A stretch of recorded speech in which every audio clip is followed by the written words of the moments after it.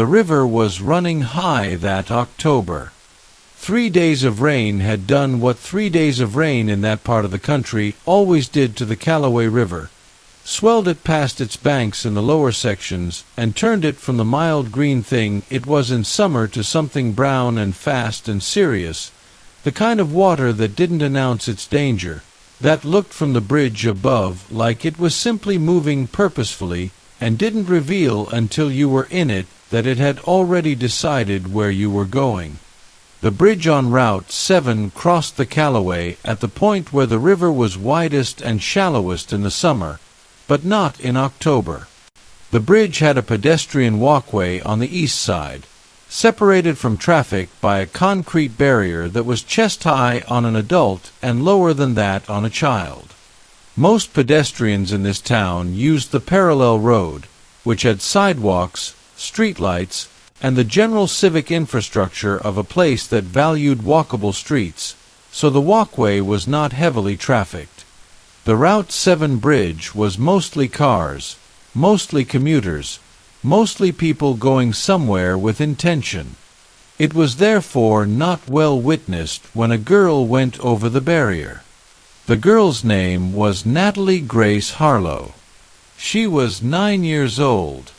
She had her mother's red hair and her father's gray eyes, and the specific combination of those two things produced a face that people tended to remember, not because it was extraordinary in any single feature, but because the features were extremely specifically hers, the way a face sometimes was, in a way that made the face a person and not just a configuration. She had been walking home from school.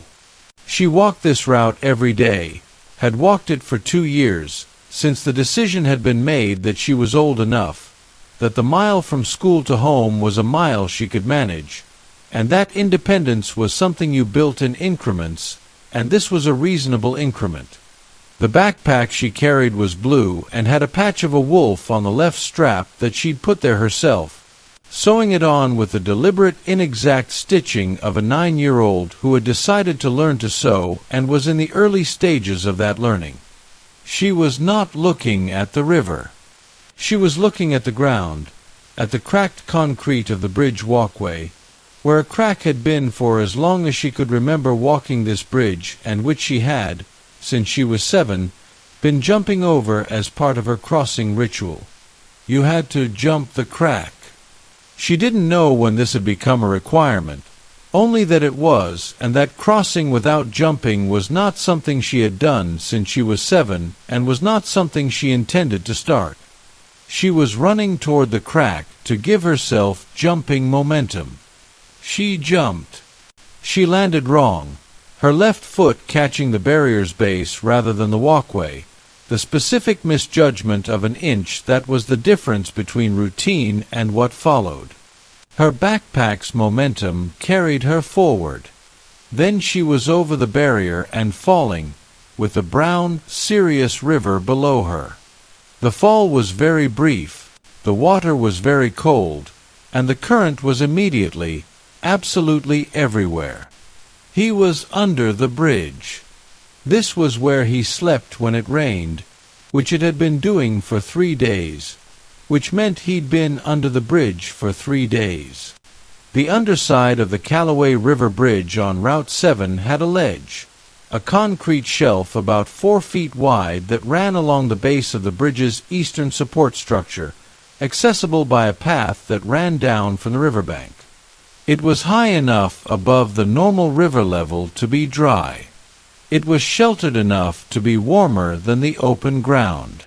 It was hidden enough that you could sleep there without being moved along. His name was Tobias Grant Whitfield. He was 14 years old. He had dark hair that he cut himself when it got too long, resulting in a functional haircut, if not particularly intentional. He had brown eyes and a face that was, at 14, in the process of becoming something, the particular unfinished quality of a face that hadn't decided yet what it was going to be, that still had childhood in it alongside something older. He had been homeless for 11 months. Not technically. Technically, he was in a state that the social services system would have described as unstably housed, which meant he moved between his aunt's couch and the homes of various people who were willing to have him for a few weeks, and this bridge ledge, and occasionally the overnight shelter on Meridian Street that smelled like disinfectant and had a curfew he couldn't always make. Practically, he was homeless. He carried what mattered in a backpack that was better than his old one. He'd found the current one in a donation bin behind a church 6 months ago and had taken it because the one he had was falling apart, and this one was good, genuinely good, waterproof and structured with pockets that closed properly. He ate when he could eat. He went to school when going to school was logistically possible, which was not as often as he wanted it to be. He had, in 11 months, developed the specific skill set of someone who lived in the gaps of the city's attention, the knowledge of which spaces were safe and which were not, which people were worth approaching and which were not, which hours were better and which were worse, the constant low-level weather monitoring that was not metaphorical but actual, because weather determined options. He had been on the bridge ledge for 3 days reading a book he'd borrowed from the library before the rain started, The Martian, which he'd checked out twice before and was checking out again because the third time through was teaching him things the first 2 hadn't, and eating the sandwich he'd gotten from the food bank on Thursday. He was not thinking about anything in particular when he heard the splash. The splash was specific. That was the word he used later, describing it, specific. Not the generalized sound of rain hitting water, which he'd been hearing for 3 days. Not the intermittent sounds of debris caught in the current, which he'd also been hearing. A specific sound with a specific quality, the quality of something significant hitting water from above. He was on his feet before he'd processed why. He looked at the river. He saw the backpack first. Blue, with a wolf patch on the left strap, moving downstream at the pace of the current, which was faster than it looked from above. Then he saw the red hair, the specific brightness of it against the brown water, moving, and then the arm, coming up and going down. He did not think. This was the fact that he returned to later, when people asked him to describe the decision. There was no decision. He was on the ledge. He saw the hair and the arm, and then he was in the river. The space between those 2 things was not occupied by a decision, was not a moment of weighing and choosing. His body moved before the weighing started, the specific override of something that lived below thought. The water was cold in the way that October river water was cold. Absolutely, immediately, the cold that arrived in every part of you at once and did not allow for acclimatization. It was also fast, faster than it had looked from the ledge, and it was strong in the specific way of water that had been running for 3 days and had built up the particular momentum of something that had been going for a while and intended to keep going. He was a decent swimmer. He'd had 2 summers at a public pool, when his mother was still around, and before the year things went wrong, and he'd learned there with the focus of someone who understood that skills were things you kept. 2 summers of daily practice. He was a decent swimmer in normal water. This was not normal water. He went downstream faster than he intended. The current was not interested in his intentions. He oriented toward where he'd last seen the red hair and swam with the current rather than against it, because fighting the current was something you didn't do. You angled, you used what was moving to move toward what you needed. He found her. She was moving. That was the first thing he registered. She was moving, which meant she was alive, which meant the thing he needed to do was get her out rather than something else. She was going under and coming up with the frantic energy of someone who was fighting but didn't have the training for the specific fight the river required, burning energy in ways that weren't efficient, using her arms to push at the water rather than using the water. He got to her. He'd been told once, by a lifeguard at the pool, a teenager named Bobby who'd taken his job seriously, that a panicking swimmer would grab you and take you under with them, and you had to control the approach. He remembered this. He came at her from behind, the way Bobby had said, got his arm across her chest from behind, and said the only thing that seemed relevant, "I've got you. Stop fighting the water." She didn't stop fighting immediately. Panic didn't have an off switch. But after 2 or 3 seconds of him holding on and repeating, "I've got you, I've got you, I've got you," she stopped fighting and started holding. Her arms came over his arm, gripping it, and her body went from fighting to trusting, which was its own act of courage from a 9-year-old in a river. Getting to the bank took longer than it should have. The current was strong, and they were both in it, and he was cold in a way that was beginning to affect his thinking. He could feel the cold making decisions for his muscles that he wasn't asking it to make, the specific way hypothermia started, which he knew about from the shelter on Meridian Street, where a man named Carl had told him things about cold weather and water on a night 6 months ago when the pipes outside had frozen. He angled. He used the current. He found the eddy on the south bank where the water came off a tree root system and slowed, and he got them into it, and then it was shore. He got Natalie out first, pulled her up the bank. She could help by then. Her feet found the mud, and she climbed, and he pushed from below, and she was on the bank, on solid ground, on her hands and knees, and coughing the specific cough of someone who had swallowed river water. He came up after her. He lay on the bank for approximately 15 seconds, long enough for the shaking to start, the full body shaking that was both cold and adrenaline and the specific aftermath of something that had required everything. Then he sat up. She was still coughing. He moved to her and put his hand on her back and helped her lean forward the way you did, and she coughed the rest of it out. She looked at him. She was 9 years old, and her red hair was plastered to her face, and she was covered in river mud, and she was shaking as hard as he was. "Hi," he said. "Hi," she said. He didn't have a phone. He had not had a phone for 8 months, since the prepaid one he'd managed to keep for 3 months had been stolen from his pack in the shelter.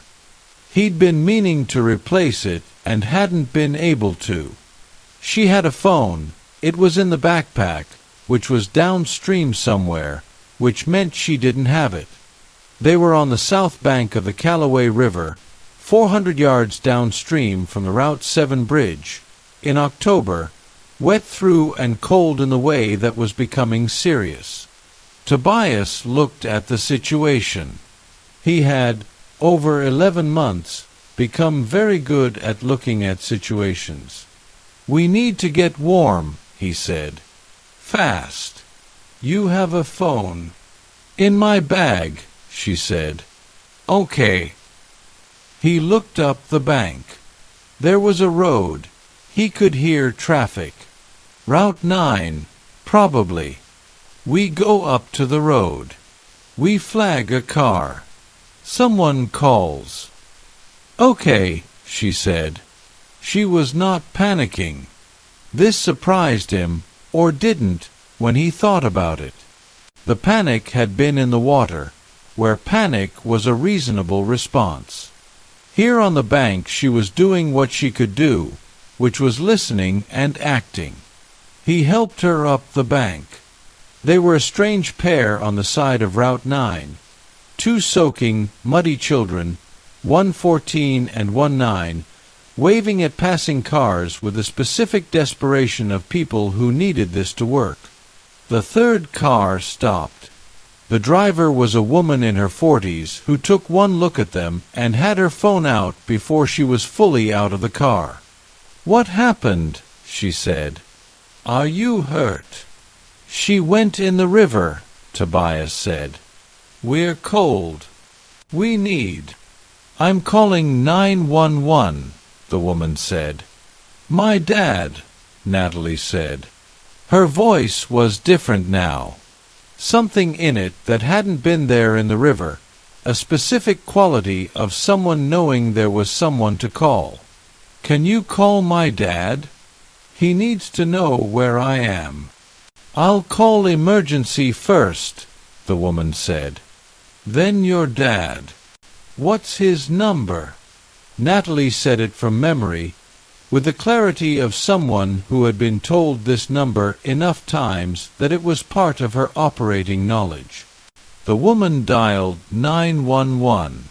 Then she gave her coat to Natalie and turned on her car heater and put them both in the back seat. And she called Natalie's father. The phone rang at 4:18 in the afternoon. He was in the garage, under a bike, a 1976 shovelhead that belonged to a club member named Frank and that needed more work than Frank had originally admitted, which was something Frank did consistently with bikes he brought in. He was on his back on the creeper, his hands in the engine, the radio playing something from the 1970s that was appropriate to the bike. His name was Robert Edward Harlow. He was 43 years old. He was 6'2" and built with the specific physicality of a man who had been physically active his entire life. Not for aesthetics, but for function, the body of someone who built things and rode things and had spent 22 years doing physical work. He had gray eyes and a face that was direct without being aggressive, the face of someone who said what he meant and expected the same in return. He was the president of the Callaway chapter of the Hells Angels. He had been in the club for 20 years. Before the club, he'd been in the Army for 4 years. Before the Army, he'd been a kid in this town, in the specific way of kids in small towns who either left or committed. He'd left and come back, which was its own category. He was also, and this was the thing that people who knew him quickly understood was the most significant thing about him, Natalie's father. Natalie's mother had died when Natalie was 3, an illness, sudden and complete, the kind that came without the warning that would have allowed preparation. Robert had been 34 years old, already a club member, and he had looked at his 3-year-old daughter and made the only decision available. He had become the most present possible version of her father. He'd raised her. He'd done it with the specific intention and the specific love of someone who had decided it was the only thing that mattered, that club and work and everything else were in service to the central fact of Natalie growing up with a father who was there. He had never been afraid of much. He had been in situations that required courage of the physical kind. He had the specific biography of someone who had faced physical danger and managed it. But the fear he had for his daughter was different from any fear he'd encountered before. It was larger and more permanent, and lived in him in a way that didn't go away when the specific threat resolved. He answered the phone. The voice on the other end was a woman he didn't know. She told him what had happened. He drove at the specific speed of a man who was terrified and was managing the terror with precision, because precision was what the situation required, and he had the discipline to give it what it required. He arrived at the spot on Route 9 where the ambulance was already present, the lights visible from 200 yards, the specific blue-red of emergency services that he'd learned, over 43 years, to read quickly. He got out of the truck. He was at the ambulance in 15 seconds. Natalie was inside, wrapped in a thermal blanket, with a paramedic taking her vitals. Her face was the specific red-pale combination of someone who'd been cold and was coming back from it. Her red hair was drying into the wild configuration that happened when red hair dried without combing. She looked at him when he appeared in the ambulance doors. "Dad," she said. He was inside and had her in his arms before he was aware of having moved. She was shaking. The shaking had the quality of something that had been going on for a while and was starting to diminish, the shaking of a body returning to its normal operating temperature, and he held her with the specific care of someone who understood that warmth was what was needed and warmth was what he could give. "I'm here," he said. "I've got you. I went in the river," she said, against his jacket. "I know. It was really fast. I know. Someone got me out." He pulled back slightly to look at her face. She looked back at him with his own gray eyes. "Someone got you out," he said. "A boy," she said. "He was under the bridge. He came in after me." Robert looked at the paramedic. "Where is he?" he said. Tobias was 20 yards away, sitting on the tailgate of a truck that belonged to a road crew that had stopped when they saw the ambulance. Someone had given him a tarp, not a blanket, a construction tarp, orange, waterproof, which he'd wrapped around himself with the practical efficiency of someone who took warmth where it was available regardless of its form. He was still shaking. The shaking had not stopped the way Natalie's was stopping, which he noted with the clinical attention he'd developed for his own physical state. He was colder than she was. He'd been in the water longer, he'd done more work in it, and he had less body mass to work with. He was cold in the way that was moving from uncomfortable toward concerning. He was also watching the ambulance. Not anxiously, with the specific attention he paid to situations, the monitoring of how things were going. The girl was in there. The girl was going to be okay. Those were the two things that mattered, and they were both apparently true. He was thinking about whether to stay or go. This was the calculation he had been making since they got out of the river. His instinct, honed over 11 months, was toward invisibility, toward being present when he needed to be present and invisible when presence created complications. He had a complicated relationship with the authorities.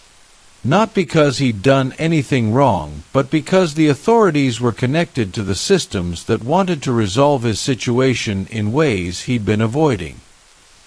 He had been visible on a riverbank for the past 40 minutes. There were paramedics and a road crew and a woman who had stopped her car and a 911 call that was now in the system. He was in the system now, at least peripherally. He was thinking about this when the large man appeared. He hadn't seen the truck pull up. He'd been watching the ambulance. He turned when he heard the footsteps, heavy, purposeful, the footsteps of someone covering ground with intention, and found a man he didn't know standing in front of him. The man was large in the way that some men were large, not just in body but in presence, the kind of large that a room responded to, that had something to do with how a person carried themselves in space as much as the space they occupied. He was wearing a jacket that Tobias recognized from 20 years of being in this town, a cut, the kind with patches, the kind that meant something specific. He was looking at Tobias with an expression that was difficult to read. Not threatening. Not the performed threat that Tobias had learned to identify and respond to. Something else. Something with more layers. "You pulled my daughter out of the river," the man said. Tobias looked at him. "She went in off the bridge," Tobias said. "Yes," the man said. "I heard the splash from the ledge." The man was quiet for a moment. He looked at the orange tarp wrapped around Tobias, at the shaking that was visible even through the tarp. He looked at Tobias's face. "How old are you?" he said. 14, Tobias said. "Are you hurt?" "Cold," Tobias said. "I'll be fine." The man looked at him for a moment with the expression that Tobias couldn't read, and then he turned to the paramedics and said, in a voice that was not loud but was absolutely clear, "He needs warming up. Now." His name was Robert Harlow, which was what he said when the paramedic was checking Tobias's temperature, and he sat down on the tailgate beside him. He didn't say anything else right away. Tobias had been assessed, temperature lower than ideal, being brought up, not hypothermic but having been working toward it. The paramedic gave him a proper thermal blanket and something warm to drink that he held with both hands. Robert sat beside him and also said nothing, and Tobias had the specific experience of being in silence with an adult that wasn't uncomfortable, which was unusual enough that he noticed it. "You were under the bridge," Robert said eventually. "Yes," Tobias said. "The ledge." Tobias looked at him. "You know about the ledge." "I grew up in this town," Robert said. "I slept on that ledge when I was 16. Tobias absorbed this. "You were," he started. "Not what I am now," Robert said simply. He was looking at the river, visible from where they sat. "When I was 16, my father was in a bad situation, and I was in a worse one, and the ledge was better than the alternative." Tobias looked at the river too. "It's a good ledge," he said. "Yes," Robert said. "It stays dry." "Until the river comes up too high," Tobias said. "How high did it come?" "About 8 inches below," Tobias said. 3 days ago. I moved to higher ground for 12 hours and came back." Robert nodded. "What's your name?" he said. "Tobias," he said. "Tobias Whitfield." "Where's your family, Tobias?" The question was direct. Most adults danced around it. There was a protocol of indirection that adults used around the subject of where a homeless kid's family was, a protocol that was partly kindness and partly discomfort with the answer. Robert asked it directly. Tobias answered directly. "My mom left 11 months ago. My dad, I don't know my dad. I have an aunt, but she has her own situation. I'm managing." Robert was quiet. "You're managing," he said. "Yes. School. When I can," Tobias said. He paused. "I like school. It's just complicated to get there consistently." "What year?" "8th grade. I should be." Robert looked at him. The unreadable expression, which Tobias was beginning to read, it wasn't unreadable, it was full. Full of things being processed and filed and decided, all happening simultaneously. "Tobias," Robert said. "Yeah." "What you did today." He stopped. Started again. "My daughter is 9 years old. She's the—" He stopped again. A longer pause. "She's the thing I have." Tobias looked at him. "I'm glad she's okay," Tobias said. It came out without formality, without the performance of it, just the fact.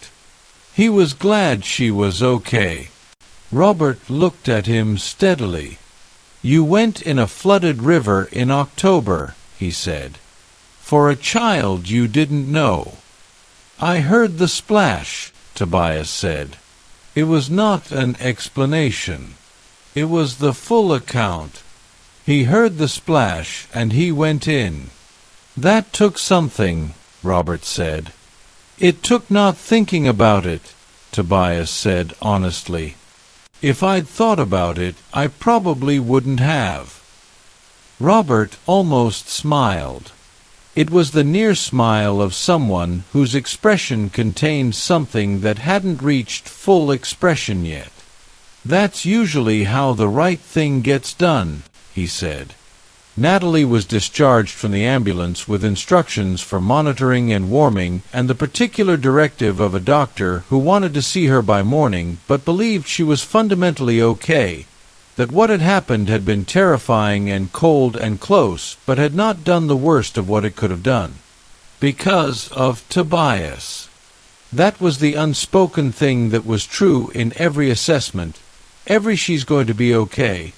It was qualified by the existence of the 14-year-old under the bridge, because without that qualifier the assessment was different. Robert carried Natalie to his truck.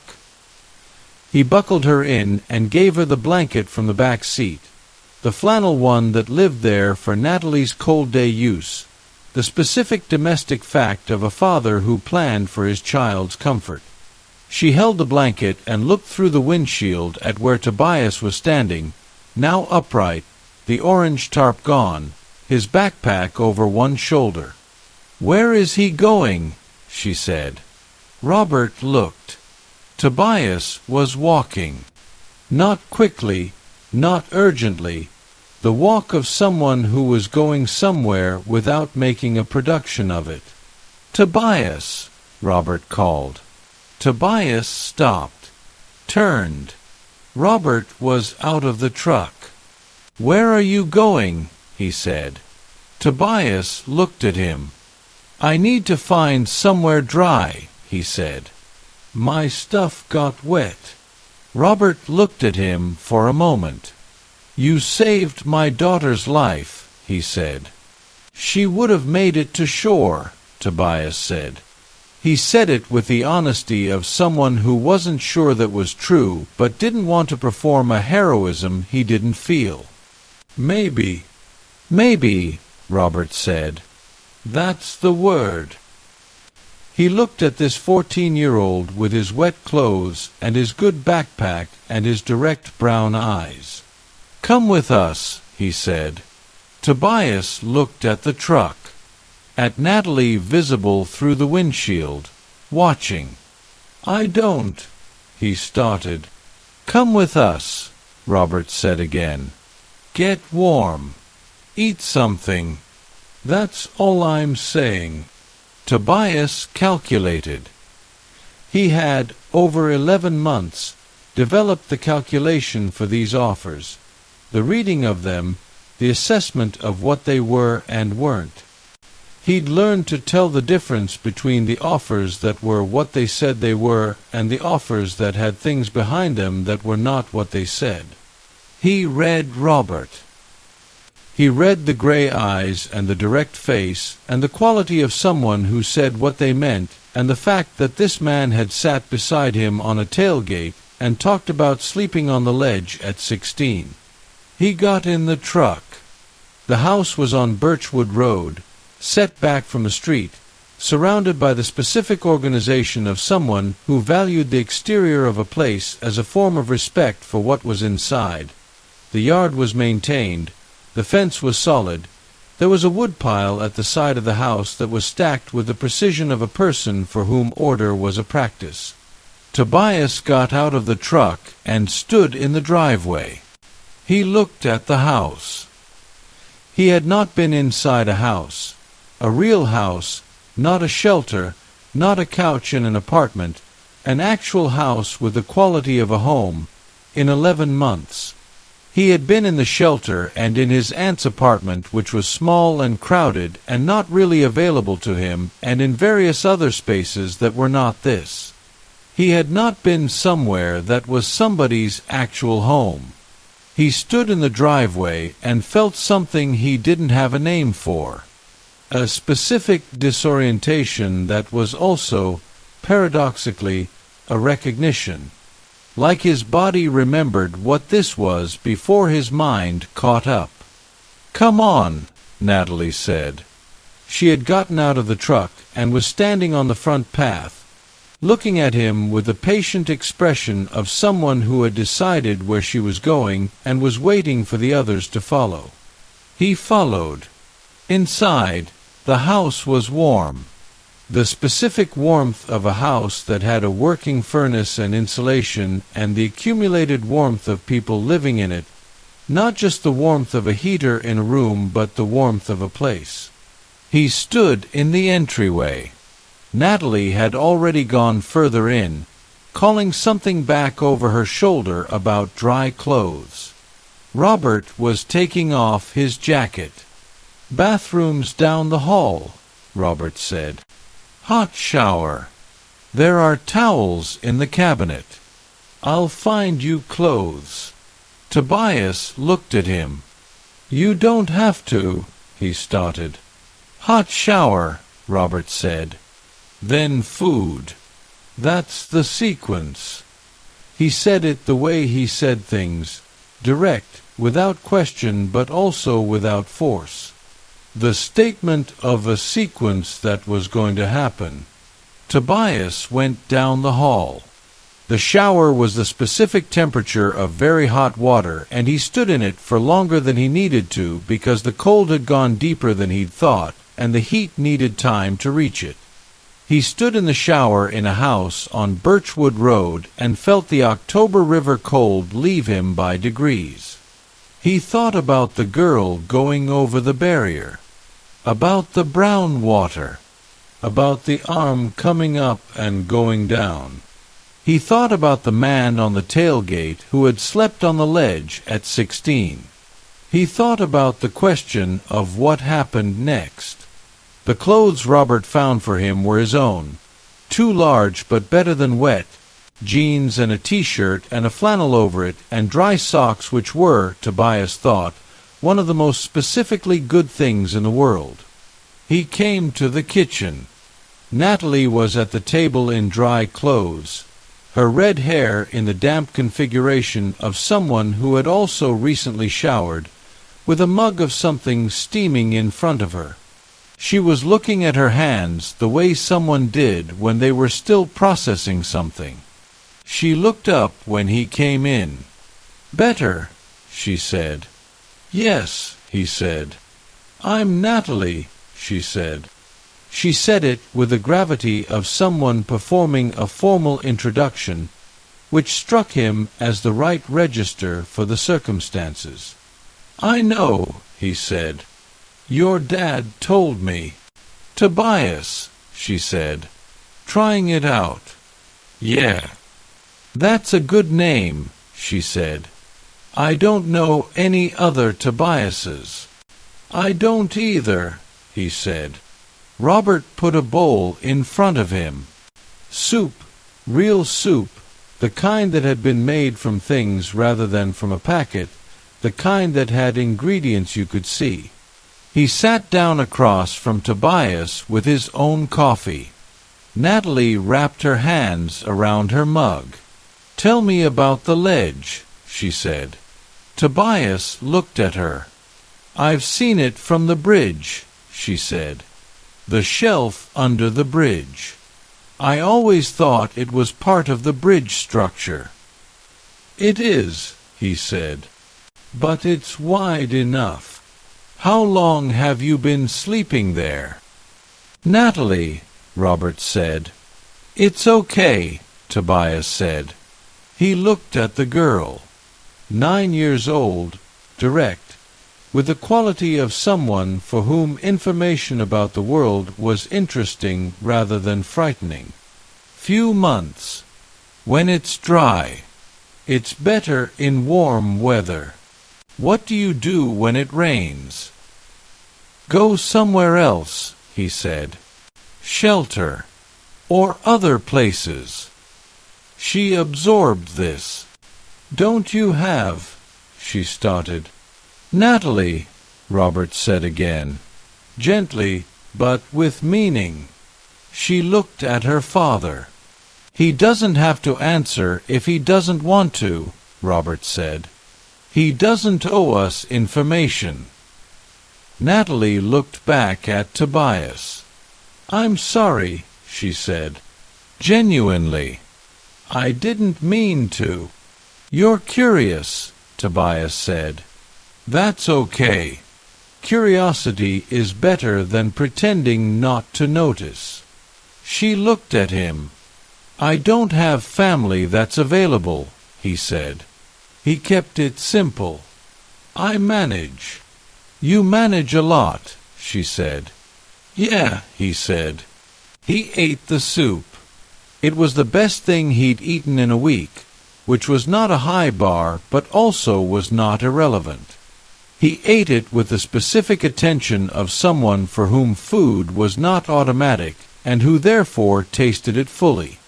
Robert watched him without watching him, the particular peripheral attention of someone who was observing without making the observing a performance. After the soup, Tobias looked at Robert. I should go, he said. Get my stuff dried out. Fine. Stay tonight, Robert said. Tobias went still. The guest room's empty, Robert said. It has a bed. You've been wet and cold for 3 hours, and it's going to be 40 degrees tonight. Tobias looked at him. One night, he said. One night, Robert said. No pressure beyond the statement. You can make whatever decision you want in the morning. Tobias looked at the table. He thought about the ledge, about the wet sleeping bag that was currently draped over the bridge structure trying to dry, about 40 degrees and the specific misery of trying to sleep in a wet sleeping bag in 40-degree weather. Okay, he said. One night. He woke at 6 in the morning with the specific alertness of someone who had spent 11 months sleeping in places where the morning required immediate orientation. Where am I? What are the conditions? What is the next thing? He was in a bed. A real bed, with a mattress and sheets and a pillow that didn't smell like the shelter. A room that was quiet and warm and had a window with curtains that filtered the early light into something soft. He lay in the bed for a moment. He thought about leaving. His internal calculation ran it. Get up, collect his damp things from where they'd been put to dry near the furnace, reassemble the pack, go back to the ledge. The ledge would be accessible today. The rain had stopped overnight. He could tell from the quality of the silence outside, and the river would start dropping. He could be back on the ledge by 7. He lay in the bed. He was warm. He lay in the bed for another 5 minutes, which was the specific luxury of warmth after cold, the way cold made warmth a luxury again by removing it temporarily. Then he got up. He went to the kitchen. Robert was there. Already up, already coffee-ed, already in the day the way some people were, present in the morning without needing to arrive at it gradually. He nodded at Tobias. Sit down, he said. Coffee or... Coffee, Tobias said. Robert poured it. They sat at the table in the morning quiet. How do you eat? Robert said. Direct, the way he asked all things. Day to day. Food bank on Meridian, Tobias said. The school has breakfast if I get there. Some restaurants put stuff out at closing. The shelter. Sometimes. The curfew is difficult. Why? Tobias thought about how to explain the shelter's curfew, 8 o'clock, which meant being at the shelter at 8 and not being able to leave until morning, which meant losing the evening hours that were sometimes the best hours for other things, for the library, for the resources that were only available at certain times. He explained it in those terms. Robert listened. School, he said. When you can get there, you like it. I'm good at it, Tobias said. When I go. He paused. I'm behind. 11th months of inconsistent attendance. I'm behind in some things. Not in reading or writing or the things I do on my own. In the official things. What would it take to go consistently? Tobias looked at his coffee. Address, he said simply.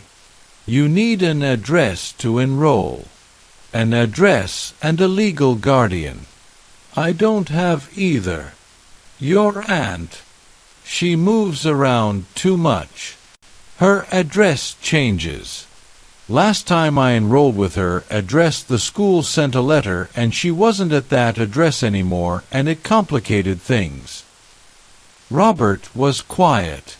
The morning light was coming through the kitchen window. Outside, Tobias could see the backyard. Fence, trees, a bird feeder that had been neglected for the season. I need to ask you something, Robert said. Okay, Tobias said. And I want you to answer honestly, not the way you think I want you to answer. Okay, Tobias said again. He appreciated the instruction. Most people wanted the answer that made them comfortable, and he'd learned to give it. This man was specifically asking for the other thing. Is there a reason you've been avoiding the system? Robert said, officially, the social services system. There are processes, foster care, guardianship. Is there a reason you haven't engaged with them? Tobias looked at his coffee. Yes, he said. Tell me. Tobias thought about how to tell it. He'd told it to himself many times. The internal version, the maintenance of his own understanding of why he was making the choices he was making. He'd told pieces of it to a few people, never the whole thing. My mom left for reasons, he said. She has problems they're hers, not mine.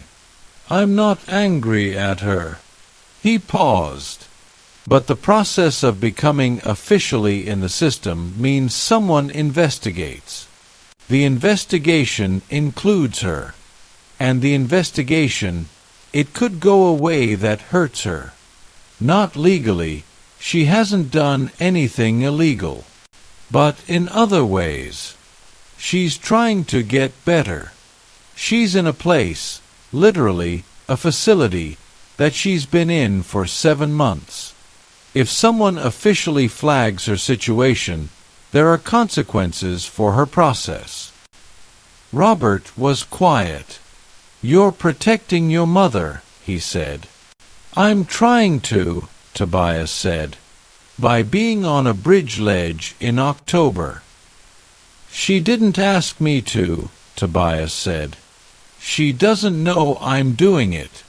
She thinks I'm at my aunt's. He paused. When she gets out, when she's through the program, the situation changes. I can make different decisions then. Right now I'm just... He stopped. Managing, Robert said. Managing, Tobias agreed. Robert was quiet for a long time. He was looking at Tobias in the way he had, the full look, the one that was reading something carefully. How long until she's out of the program? He said. 2 months, Tobias said.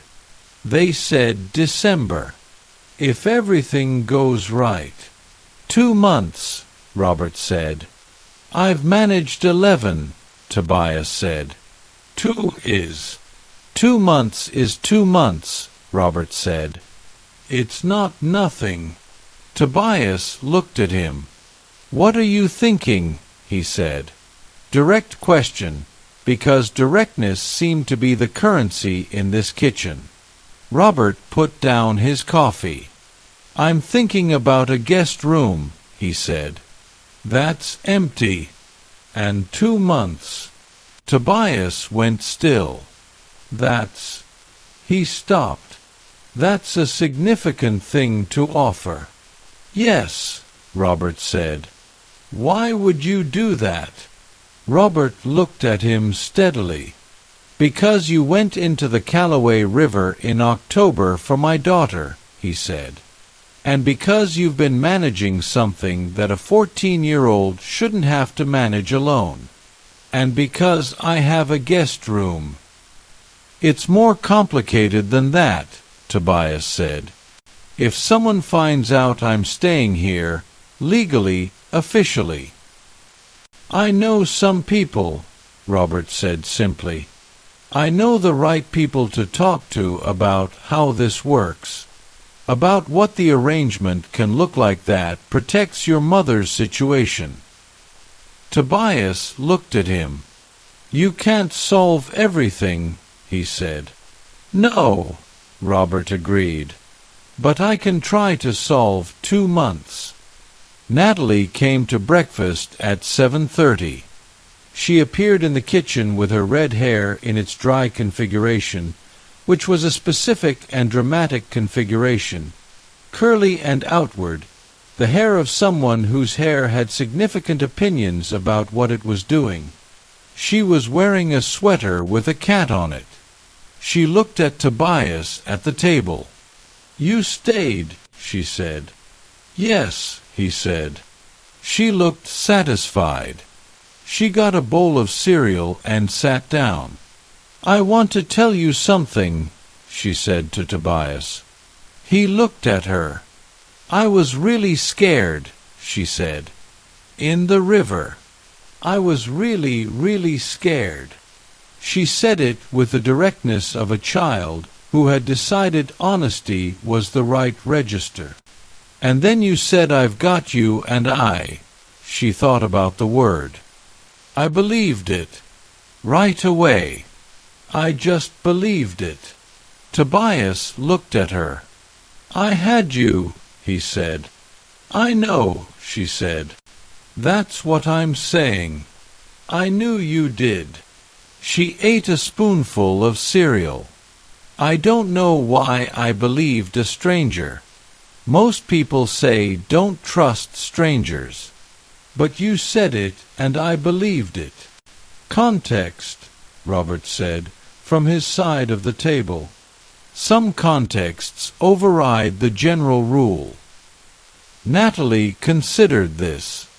Like when you're drowning, she said. Like when you're drowning, Robert agreed. She looked at Tobias. Are you going to stay for a while? She said. Tobias looked at Robert. Robert looked at Tobias. I'm going to stay for a while, Tobias said. Natalie nodded. She went back to her cereal with the satisfaction of someone whose question had been answered in the way they wanted without having to engineer the answer. Robert made 3 phone calls that morning. The first was to a man named Harold, who was the chapter's liaison with several community organizations and who knew, specifically, a social worker named Beverly who was known for creative problem-solving in housing situations involving minors. The second was to Beverly directly, whom Harold called first on a 3-way arrangement, and Beverly listened to the situation with the practiced attention of someone who had heard complex situations before and had learned that complexity required patience rather than simplification. The third call was to Patrick Sullivan, who was the chapter's vice president, because Robert had a practice of not making significant decisions without checking with Patrick, not because he needed permission, but because Patrick's particular kind of intelligence caught things that Robert's didn't. Patrick listened. You're sure about this? He said. The kid went into a flooded river for Natalie, Robert said. What kind of sure is there beyond that? Fair, Patrick said. What does he need? 2 months, Robert said. Stable housing, school enrollment, the protection of his mother's situation. Beverly can figure out the enrollment, Patrick said. I know someone who knows about the mother's situation. What facility, what program, how to navigate around it in terms of any official inquiry. I don't want to create problems for the mother. I know, Patrick said. That's why I'm calling someone who knows how not to. And the rest of it, Robert said. 2 months. A 14-year-old in the house. Patrick was quiet for a moment. Natalie's okay with it, he said. She told him she was glad he stayed, Robert said. At breakfast. Like it was already decided. 9-year-olds, Patrick said. They know things. Yes, Robert said. They do. Beverly came to the house on Birchwood Road on Saturday. She was a social worker of the specific kind, not the overwhelmed institutional kind who processed cases with the efficiency of someone who had too many cases and not enough hours, but the kind who had been at the work long enough to have developed a personal theory of what the work was for and who operated from that theory rather than from the procedural manual. She was 52 years old and wore practical clothes and had the kind of face that said information would be received without judgment. She sat at the kitchen table with Tobias. Robert was in the other room. He'd offered to be there, and Tobias had said he'd prefer to talk to her alone, and Robert had left without qualification. Beverly and Tobias talked for an hour and 20 minutes. She asked about his mother, not the clinical version, but the real version, the version Tobias had been carrying for 11 months. She asked about the facility, which was a recovery program in the next county that his mother had entered in March. She asked about what his mother knew and didn't know. Tobias told her. He told her the whole thing, not the managed version, the whole thing, because something about Beverly's specific attention and the absence of judgment made the whole thing available. His mother's name was Gloria Whitfield. She was 34 years old. She had had a problem for 3 years that had been manageable, and then, in the year Tobias was 13, not manageable. She had gone into the program in March after a conversation with Tobias that he would not describe in detail, but that had been the realest conversation of his life. The conversation where she had looked at him and said, "I'm going to fix this. I need you to let me fix this." He had let her. He had arranged his life around letting her, around not being the thing that complicated her process, around not creating the official inquiry that would add variables to her situation, around managing 11 months with the specific invisible competence of someone whose management needed to be invisible.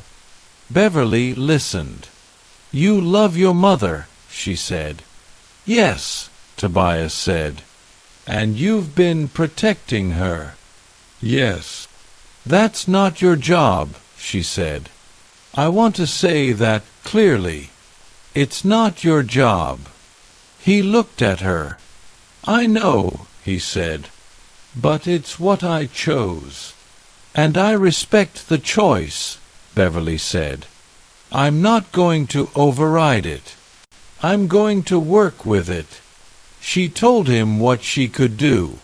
She described an arrangement, a temporary guardianship, voluntary, with Robert as named guardian for the period while his mother was completing her program.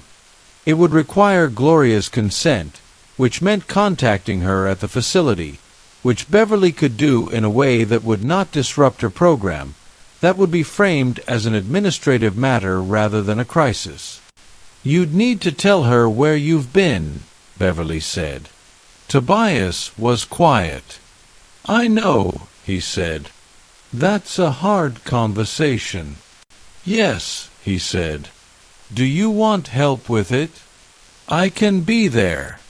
I can facilitate." He thought about it. "I need to think about how to do it," he said. "But yes. I want to tell her myself." "Of course," Beverly said. She stood up. She extended her hand across the table. He shook it. The handshake was an acknowledgment of the specific terms they'd arrived at, the specific respect of two people who had negotiated something real. Robert came in from the other room when Beverly came to find him. They spoke briefly. Beverly said the arrangement was workable. She said Tobias was one of the more remarkable young people she'd spoken to in 20 years of this work, and she said it directly in front of Tobias, not as a compliment but as a fact. Tobias looked at the kitchen floor. "That's a kind thing to say," he said. "It's an accurate thing to say," Beverly said. "Those aren't always the same thing. In this case they are." She left. Robert looked at Tobias. "You okay?" he said. "I need to call my mom," Tobias said. "Beverly will set it up," Robert said. "When you're ready." "I'm ready now," Tobias said. "The longer I wait, the harder it gets." Robert looked at him. "Okay," he said. He picked up his phone. "I'll call Beverly." The call with his mother happened the next morning. Beverly had arranged it through the facility, through the proper channels, with the care she'd promised. The call was in a private room at the facility's admin building, monitored only in the sense of being logged, and his mother was in that room when the call connected and he heard her voice for the first time in 11 months. "Tobias," she said. He had prepared for this. He had spent the night preparing for it, running through the versions, the ways to say what needed saying. He had prepared, and then, in the moment of hearing her voice, the preparation was not available. "Mom," he said. She sounded different. He noted this with the specific attention he paid to voices. She sounded different from the last time, different from the version he'd been carrying in his memory. She sounded more like herself. Clearer. "I know you're okay," she said. "Beverly told me you're okay. But tell me yourself." "I'm okay," he said. "I've been—" He stopped. Started again. "I've been in town. I've been managing." A pause. "How have you been managing, Tobias?" He told her. He told her about the shelter and the couch at his aunt's and the bridge ledge and the 11 months. He told her about the food bank and the library and the school and the things he'd read and thought and done. He told her about the river and Natalie and Robert's house on Birchwood Road. He told her about Beverly and the arrangement. She listened. She didn't interrupt. When he was finished, there was a silence that lasted long enough that he thought the call had dropped. "Mom," he said. "I'm here," she said. Her voice was different now, the kind of different that happened when something had moved through a person. "I'm okay," he said. "I know," she said. "I know you are." "You—" She stopped. "I asked you to let me fix it. You let me fix it. That's what you did." "Yes," he said. "I'm going to come out in December," she said. "When I'm done here. I'm going to come out and I'm going to have an apartment and a job and I'm going to—" Her voice fractured, briefly, and then reassembled. "I'm going to be there. Properly there. Not what I was." "I know," he said. "I have 2 months," she said. "Me too," he said. "Beverly says this man, Robert, he's good," Tobias said. He said it with the certainty of someone who had been paying attention. "He's a good man. He just—" She seemed to be working through the shape of it. "He offered his house to a stranger." I saved his daughter, Tobias said. That's not why he... She stopped. Tobias. Nobody is obligated to do what he did. He chose it. I know, Tobias said. That's a good thing about people, she said. When it happens. Yeah, he said. It is. They talked for 40 more minutes. Not about logistics. Those were Beverly's domain. They talked about the things that 11 months of separation had accumulated, the things she'd been learning and he'd been learning, and the shape of where they were each going to be when December came.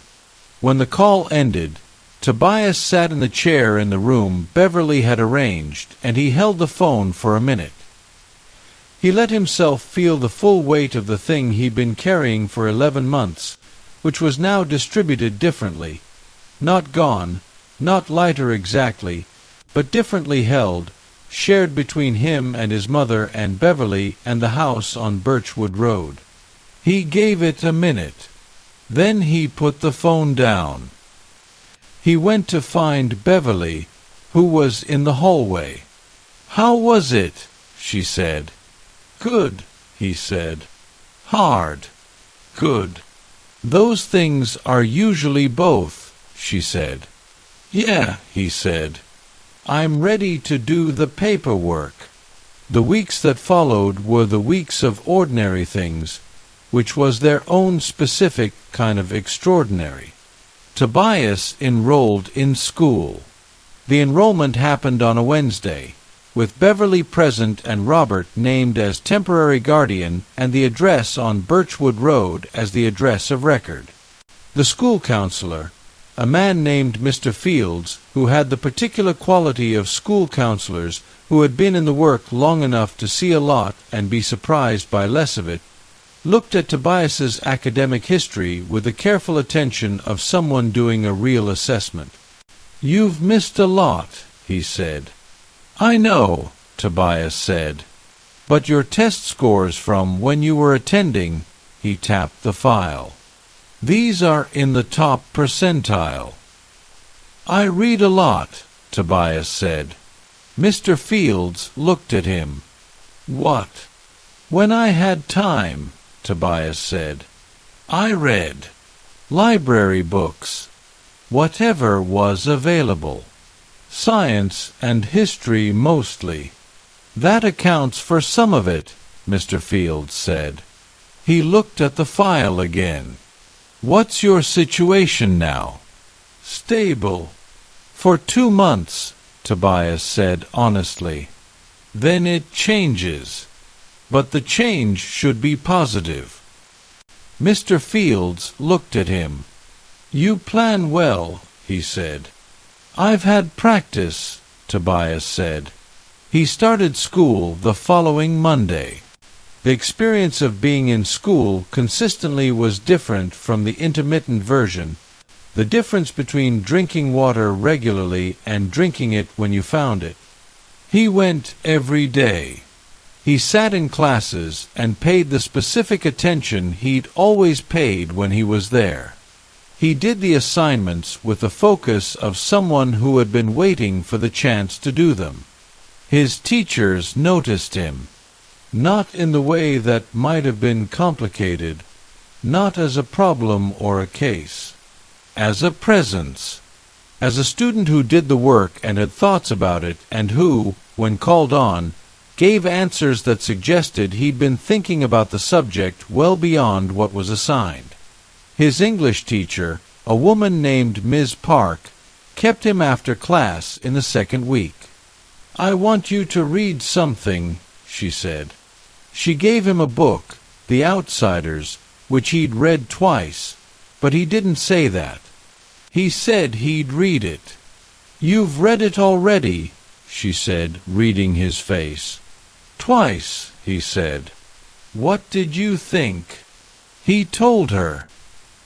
He told her his specific thoughts, the things he'd noticed in the second reading that he hadn't in the first, the particular thing Hinton had done with Ponyboy's perspective that he'd been turning over in his mind.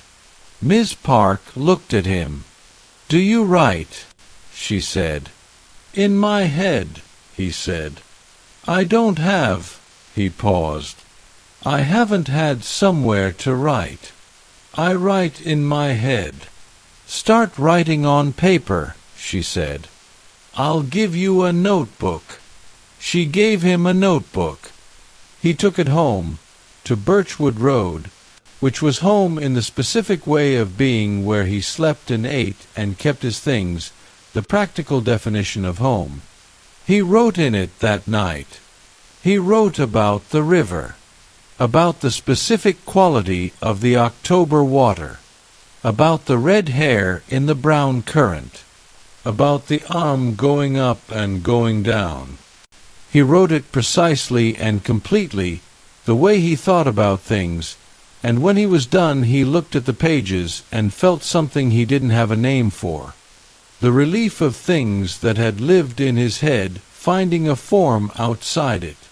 Natalie came to his room one evening, knocked and waited, which she did consistently, with the courtesy of someone who had been taught that doors meant something.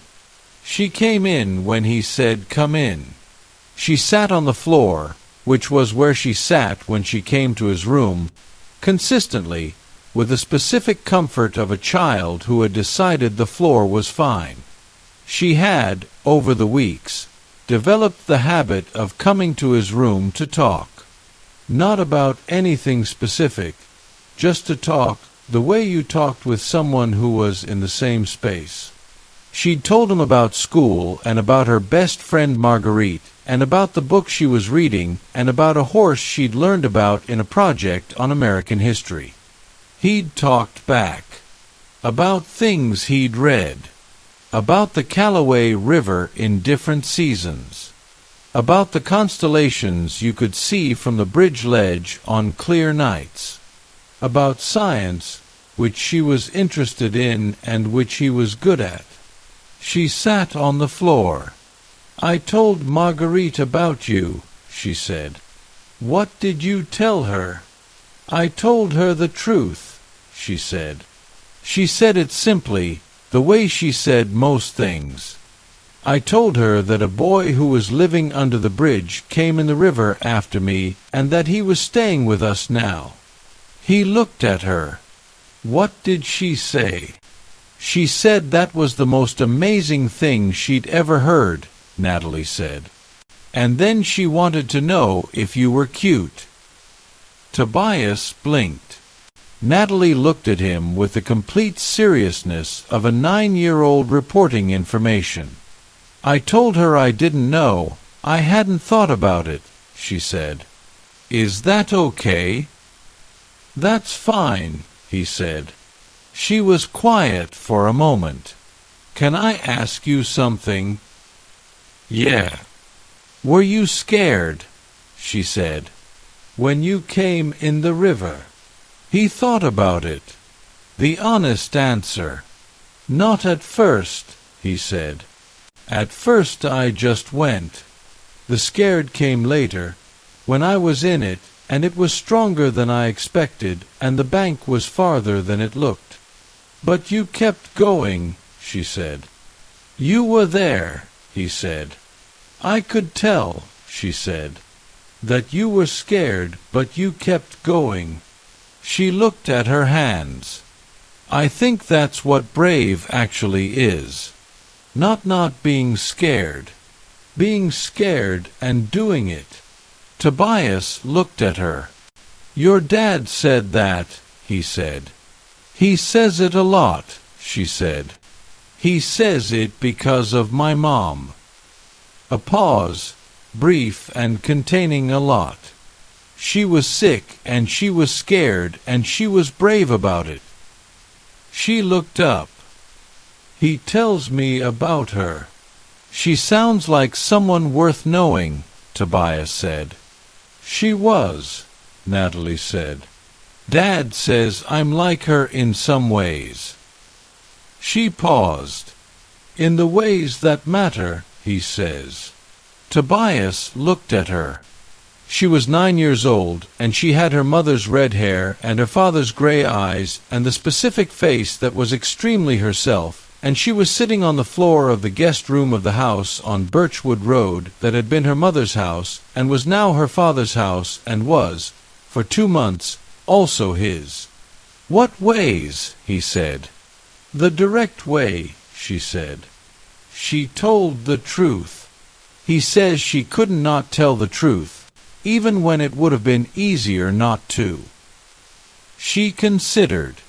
"I'm like that too." "I noticed," he said. She almost smiled. "Is it annoying?" "No," he said. "It's better than the alternative." "That's what Dad says," she said. She stood up. She went to the door. "Tobias," she said. "Yeah." "I'm glad you were under the bridge," she said. He looked at her. "I mean," she paused, "I don't mean that I'm glad the situation that put you there was. I know that was hard. I mean I'm glad that, of all the places to be, you were there." He held her gaze. "Me too," he said. She nodded. She went out. He sat with what she'd said. He thought about the specific geography of it, the bridge and the ledge and the river and the particular configuration of where things were on an October afternoon. The rainfall that had made the river high. The misplaced foot. The splash. The angle from which he'd seen the arm going up and going down. He thought about all the things that had needed to be exactly as they were for him to be there at that moment. He thought about his mother in the facility in the next county, 2 months from December. About the apartment she was going to have. About the job she was going to find. About the conversation they'd had and the version of her voice he'd heard in it, the clear version, the one that was more herself.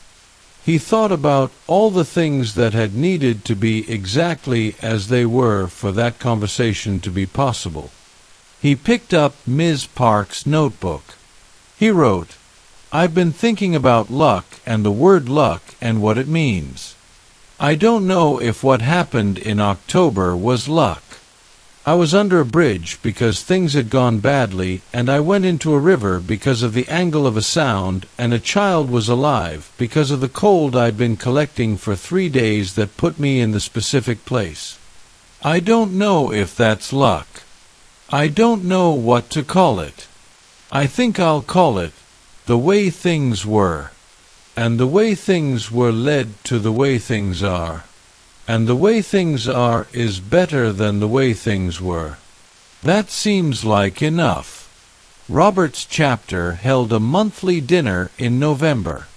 It was a tradition, the 3rd Sunday of every month, at the meeting hall on Industrial Road, a dinner that was club business and community in equal measure. Partners, family, children. The specific gathering of people who had been in each other's lives for a long time and were gathering to confirm that this was still true.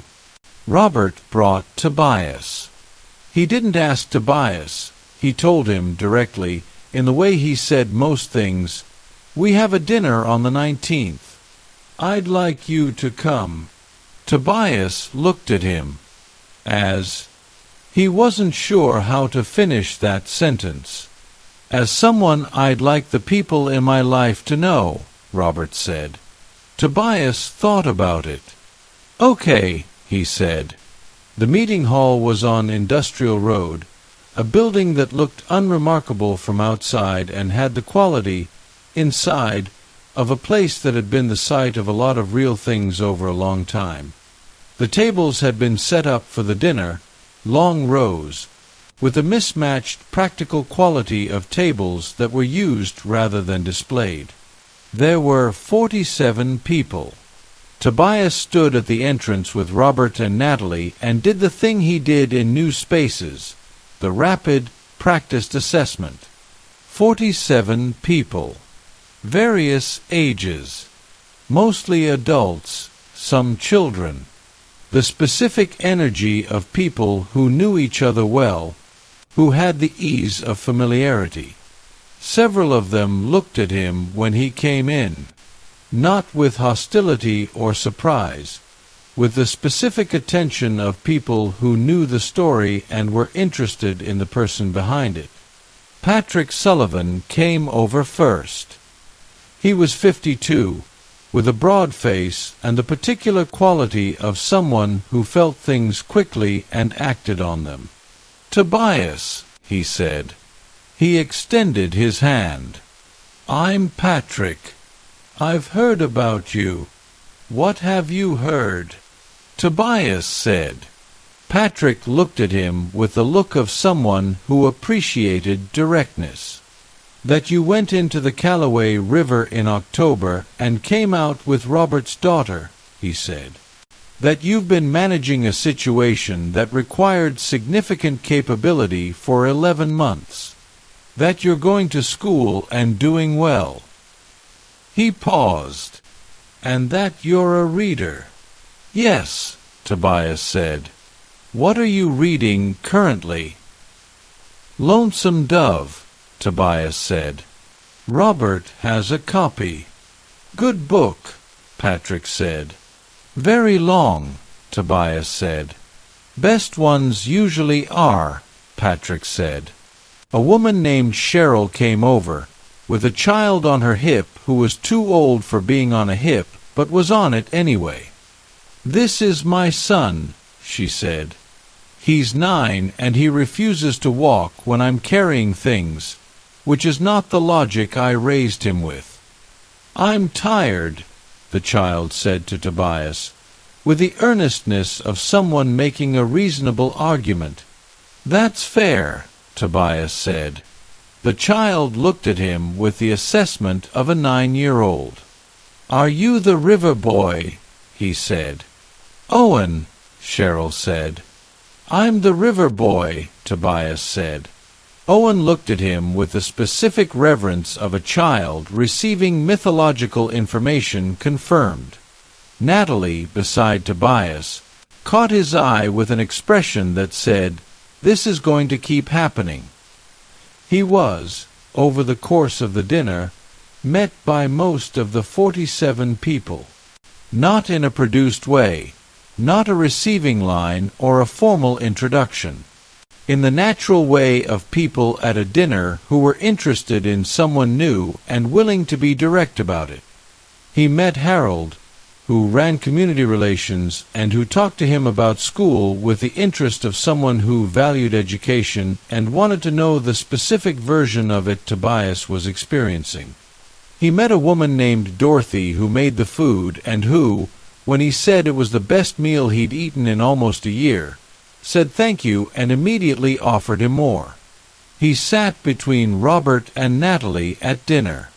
He ate more than he'd eaten in a single sitting in 11 months. He listened to the table around him, the conversations of people who knew each other, the jokes and the arguments and the shared references of a community that had been a community for a long time. The particular warmth of people who had decided to show up for each other, not because they were required to, but because they had, at some point, made the decision. He thought about the ledge. He thought about all the nights on the ledge, the cold, the watching of the river, the specific solitude of being in a place where you were hidden from the city above. He had not, on those nights, been unhappy exactly. He had been managing. Managing was not the same as unhappy. But it was not this. This was.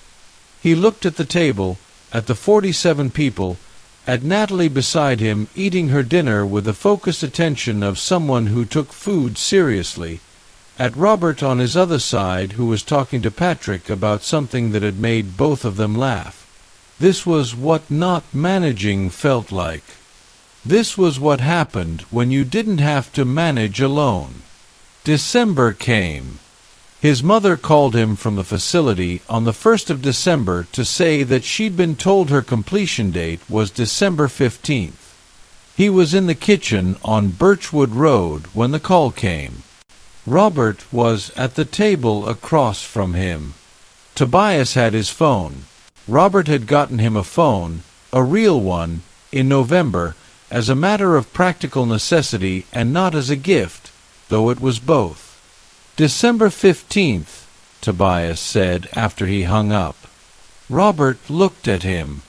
2 weeks, he said. She has housing, Tobias said. Beverly found her housing. An apartment, a program for employment. He paused. It's in town. She wanted to stay in town. Good, Robert said. She wants to meet you, Tobias said. He said it carefully, the way you said things that contained a lot. She wanted me to ask if that was okay. Robert was quiet for a moment. Of course, he said. Tobias looked at his phone. He thought about Gloria Whitfield in the facility in the next county, 2 weeks from December 15th, and the specific version of her voice he'd heard in November, the clear version, the one that was more herself. He thought about what it meant that she was coming back. The practical change of it, the address changing, the arrangements shifting, the guest room on Birchwood Road becoming what it had been before he was in it. He thought about the 2 months that were ending. He thought about what he'd said to Natalie. Me too.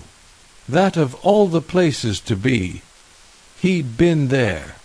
Robert, he said. Yeah, Robert said. I want to say something, he said. Say it, Robert said. The 2 months, Tobias said. He looked at the table. What you did. The guest room and the school and Beverly and the phone and... He paused. I know I went in the river. I know that's the thing that started this. But that's not...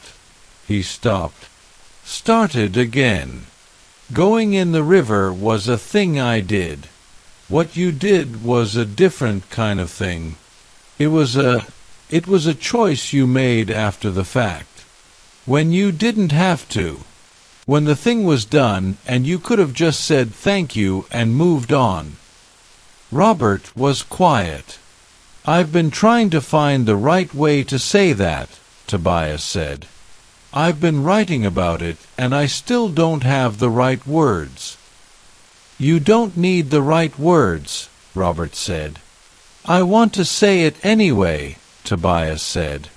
Because it matters and I want it to be said. Robert looked at him. Okay, he said. I'm listening. Tobias looked at the kitchen table. The same table where he'd had the first soup, where he'd talked to Beverly, where he'd made the call to his mother, where he'd done homework and eaten breakfast and read the long chapters of Lonesome Dove in the evenings. You saw a 14-year-old on a tailgate in a construction tarp, he said. And you knew what it was. Because you'd been it. And you made a decision that was... It was a real decision. Not an obvious one. You could have done the easy thing. But you did the real thing. Robert held his gaze. Yes, he said. That's the thing I needed someone to say, Tobias said. That I was worth the real thing. Not the easy thing.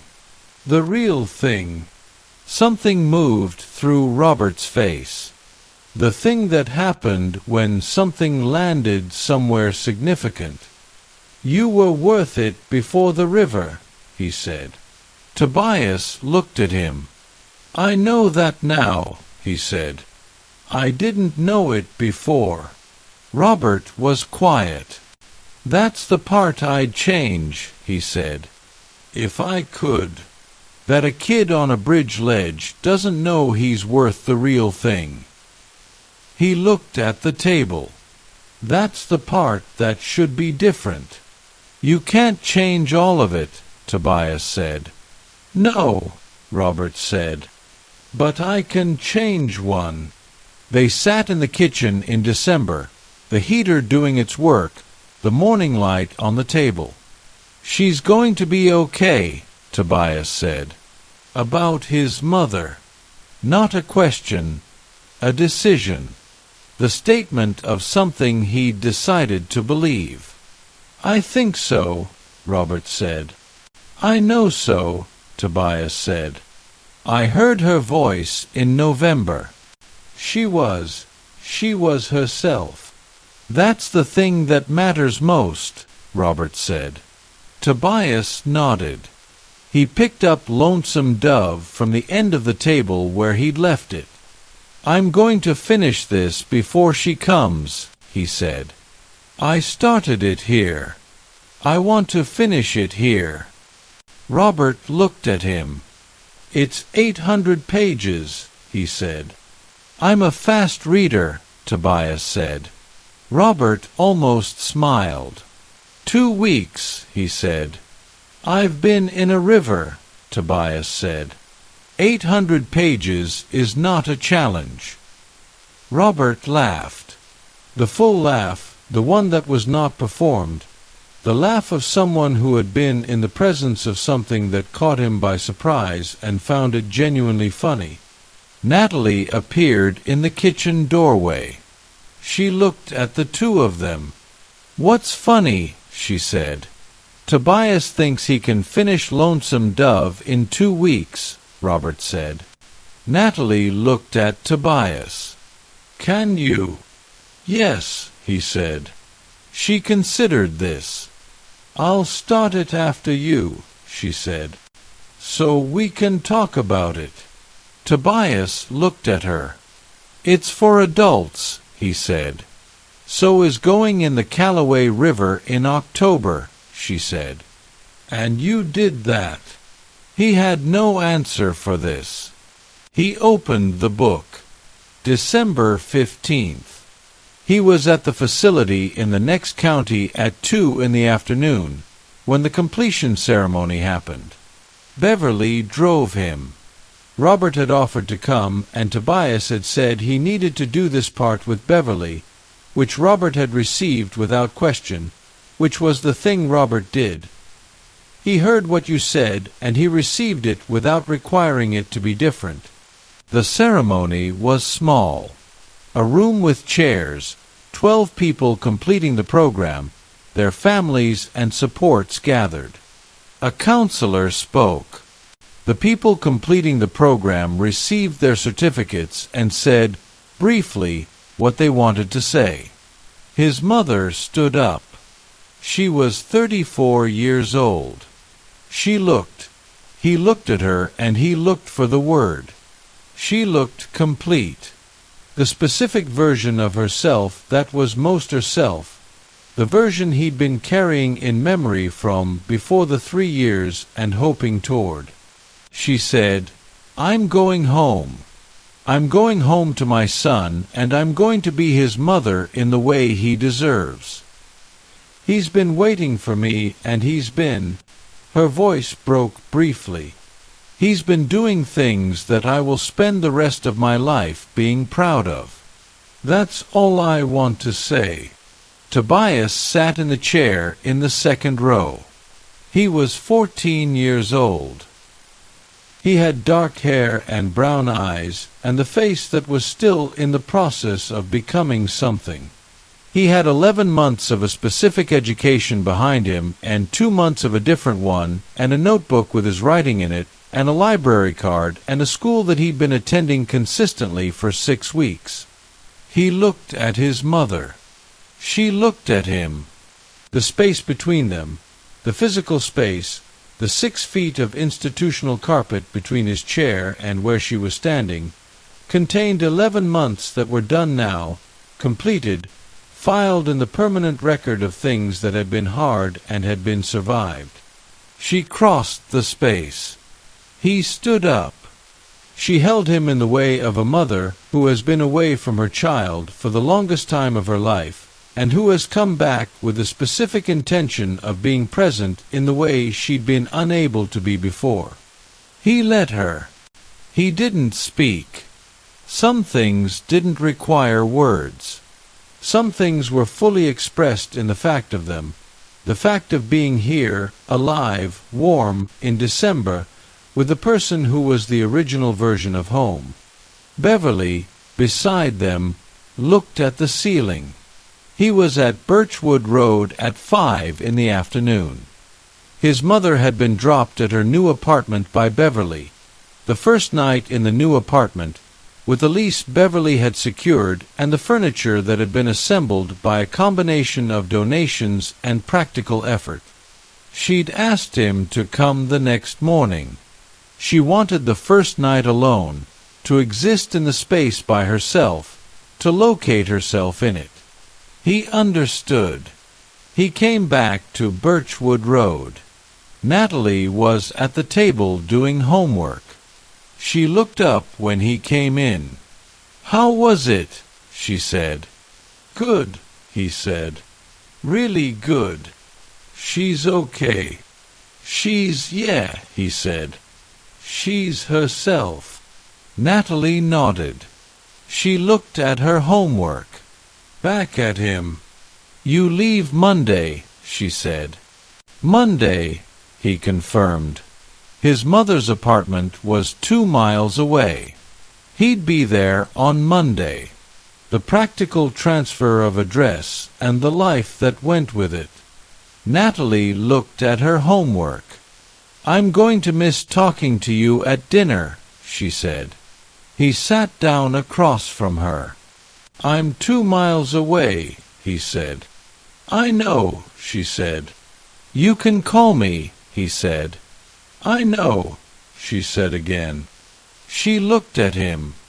"Dad said you can come to Sunday dinners," she said. "If you want. Not as a guest thing. As a regular thing." He looked at her. "What did he say exactly?" he said. He said, she was trying to remember the exact words. He said, "Tell Tobias he's welcome at Sunday dinner as long as he keeps coming, which I expect he will because he's not the kind of person who disappears from the people who matter to him." Tobias was quiet. He thought about the river, about the arm going up and going down, about the tailgate and the orange tarp and the way the words "I've got you" had come out of his mouth before he knew he was saying them. He thought about the specific thing Robert had said to him, "You were worth it before the river."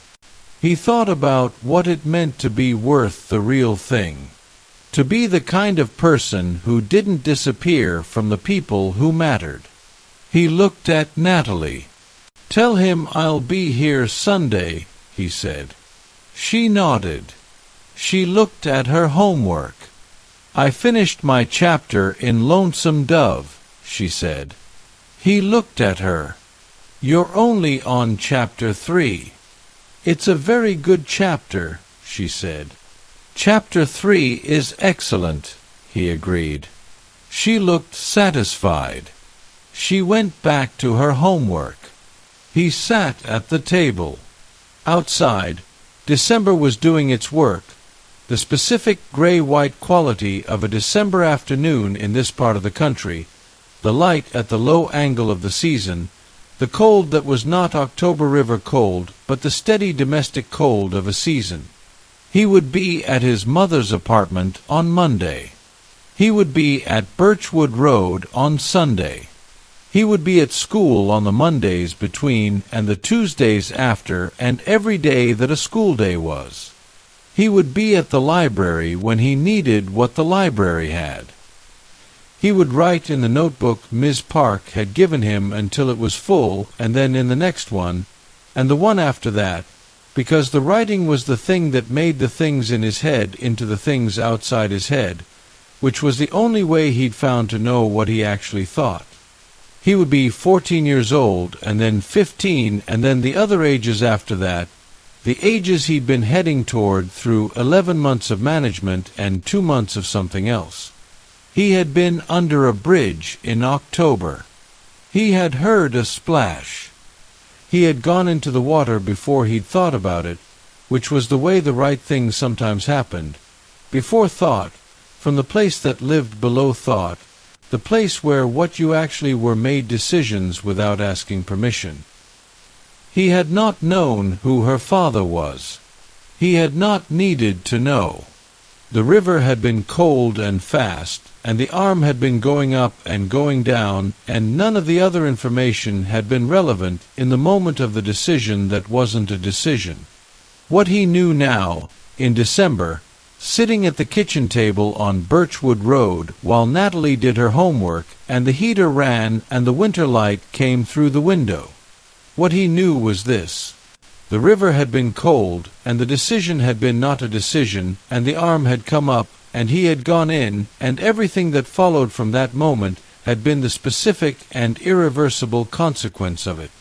And the consequence was this: a table, a kitchen, a woman in a new apartment 2 miles away who was herself, a notebook full of writing, a school where he went consistently, a girl with red hair doing her homework, a man who had said you were worth it before the river.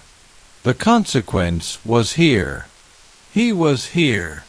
He picked up Lonesome Dove. He read,